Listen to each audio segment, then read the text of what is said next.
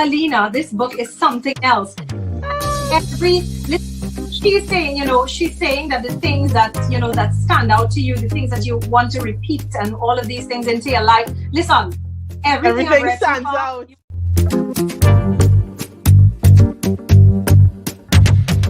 So I break it down into portions that I can manage. This really was transformative.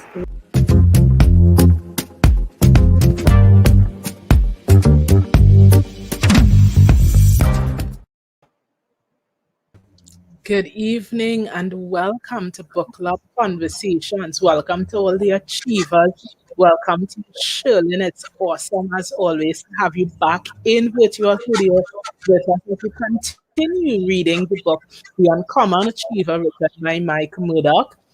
As I share every night, my name is Elena Lewis, and I'm here representing Launchpad Consultancy as we collaborate with Vision Work Solutions to be able to bring this series to you, where we're bringing professionals and entrepreneurs together. We're tapping into what's on the inside, guys. We're pulling it out so we could step into the greatness and really untap that really good work that we have going. Shirley, how are you going? How are you going, Shirley? It's a great evening, and I'm good. Thank you very much, and great to be here again, connecting on the Book Club Conversation Series. Yes, thank you so much. Today, we're on chapter 14, day 14, chapter 14, and the chapter is entitled Take Small Steps Towards Order Every Day. And as I love to ask my favorite question, Shirley, what stood out to you in this chapter?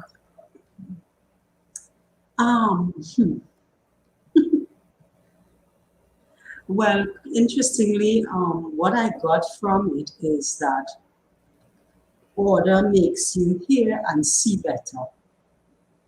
So that creating, putting things in place, you're not uneasy, you're not unstable, but you know what you're about. And so order is so important. It says, order is accurate arrangement of things. And, so it's so simple, but yet so powerful, so profound. And what it does, what I am taking away from it is what it does. It increases productivity.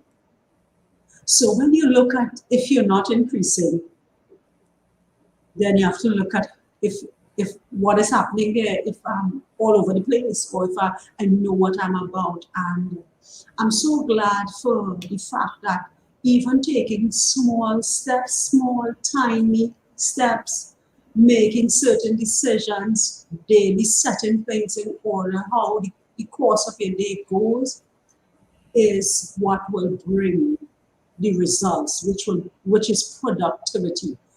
And you might think nothing is happening, but it is working. So that is my takeaway from that chapter.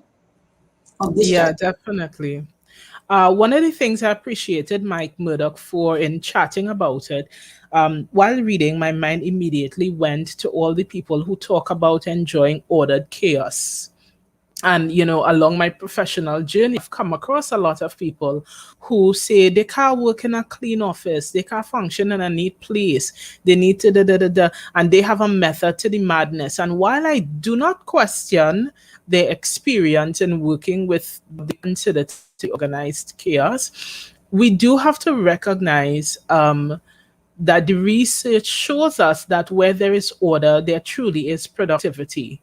And when we're able to align things, it's able to free us. It frees us, and it's so interesting when we look at how it works, that you will have something to do.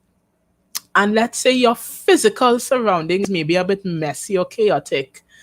And your physical surroundings have nothing to do with the task that you have coming up, But something about cleaning and decluttering, all of a sudden, you figure out the problem in the other area of life and you could go make it happen. And it happens like that so often that even the arrangements we make in our physical space, it really impacts our ability to be productive, because on one level, we could physically have the clear path, the clear way to go do what we have to do. But on the other hand, it does something mentally and emotionally. But even as I was reading, Shirley, my mind went to all of the other areas of life where we need to remove the chaos, where we need to make sure that there is order. So, what I wanted to ask you is, what do you do to increase order in your life, not just in your physical space, but what are the things, the major things you try to keep in mind to do to increase order in your life? One of the things I think through something.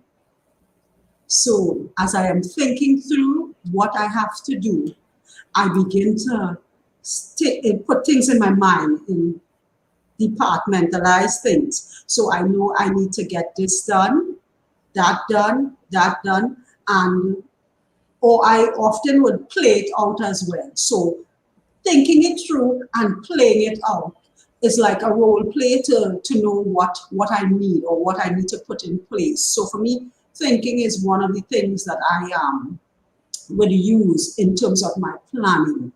Because for me, not that I'm a perfectionist, but I like order, so that to know how something is going to play off, I don't want to be a headless chicken running all over the place. So I think it through, and then I put the necessary parts in its place, and I see what is needed to bring it together. So that's mainly thinking through a situation, mainly thinking through the project, the assignment, whatever the task is, thinking it through and putting the plans in place. So thinking is a key thing for me. Visualizing it, and analyzing it. It's like I'm seeing the whole thing in front of me, so that I would that's how I would work it. So that's how it works for me, Alina. Even as you talk about the thinking part of things, it reminds me, for me, I would use your planning, which is synonymous, sorry, with what you're talking about with thinking, because planning is so important. And I'll tell you a funny thing. I was sharing with a friend of mine recently that I was planning a birthday party. Well, I have to use that term lightly because we're under COVID, right? But a celebration. Not involving people, just a celebration so we can get pictures.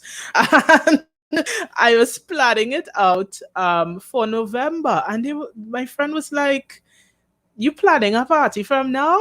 And I'm like, "Yeah, well, how else will I get everything in place if I don't start planning it from now?" And it's interesting how in life sometimes we plan some things and don't plan others. The role of planning is so important, where it's important if we want to achieve a particular thing, whether it's something in the house, or whether it is a particular goal for the business. Planning ensures you're able to stay on point. I'll give you a simple example. Years ago, when I was going to move from one home to another, I wanted to change and get some new things and all that kind of stuff. And so what I did, I created a plan and I had a list and I put it on my calendar. And every month I had a list of 2 or 3 items I would purchase towards getting this final result in, so that by the time I moved, all of the extra things I wanted to have, it would have been put in place. Or let's say we're planning for Christmas, and I'm just really bringing it to the very basics sometimes in life.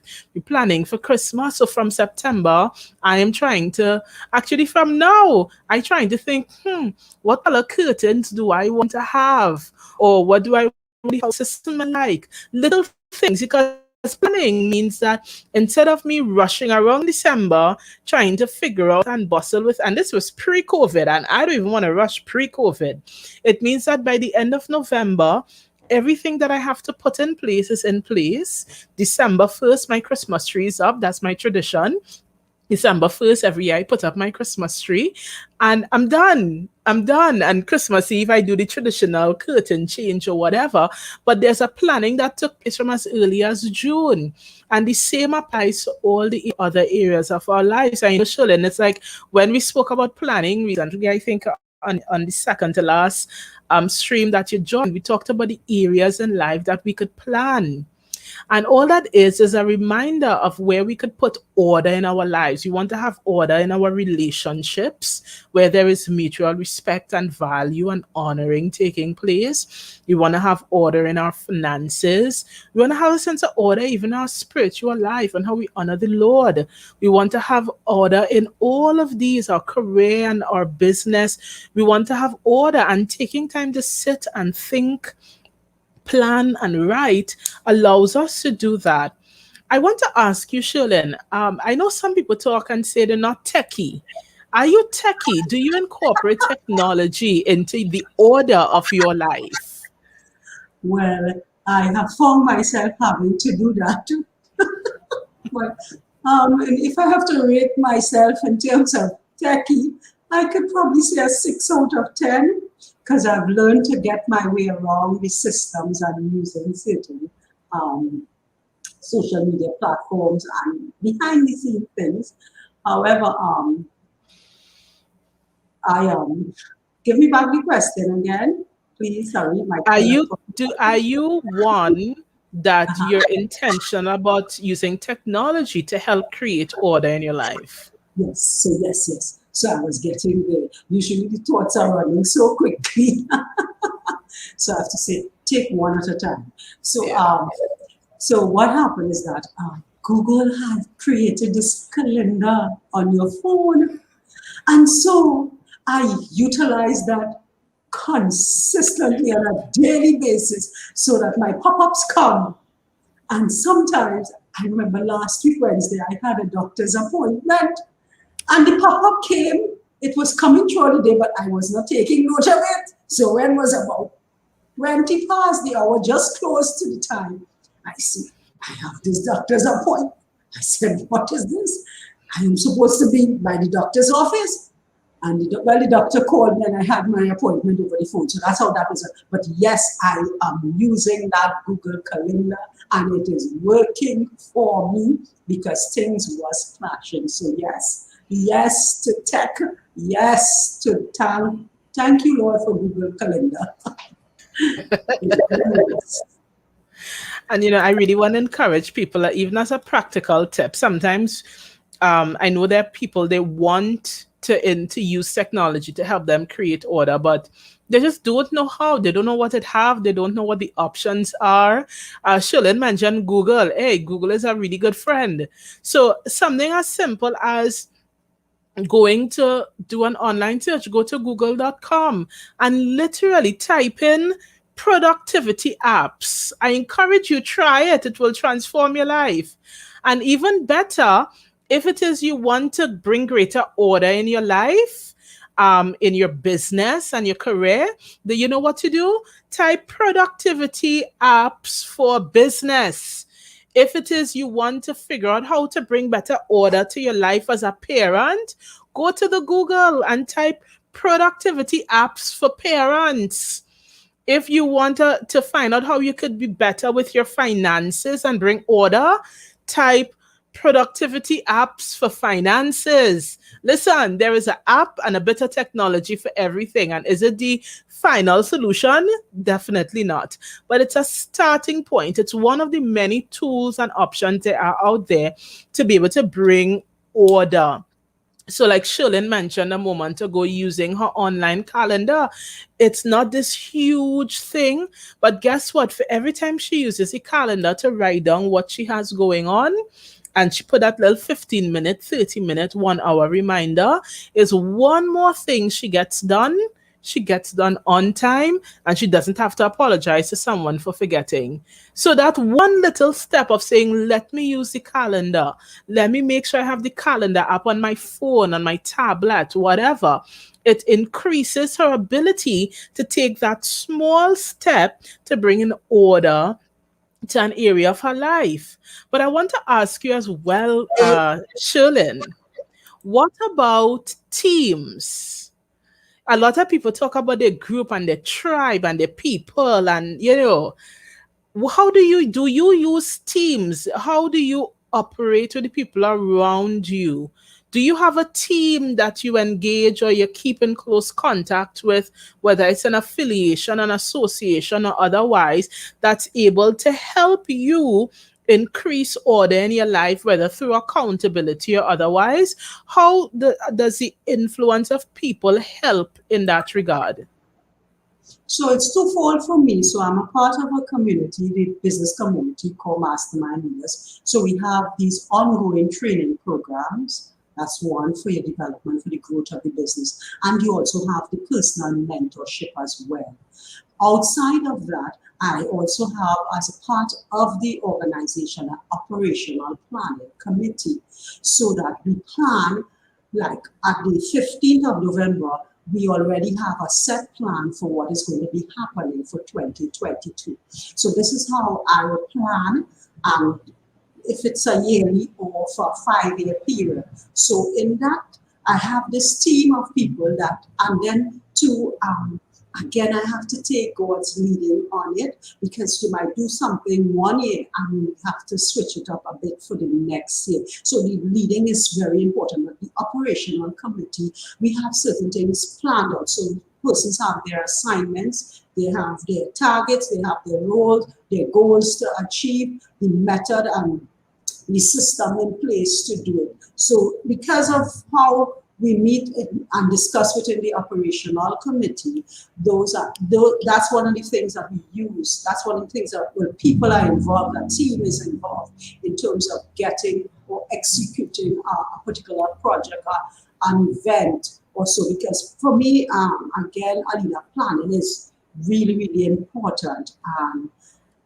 Even though I don't know the whole thing, at least I can get help as well. So I also have that aspect of accessing persons who have done or in similar roles, operated in similar roles as myself, so that I can glean from them some of their expertise in especially taking on new projects.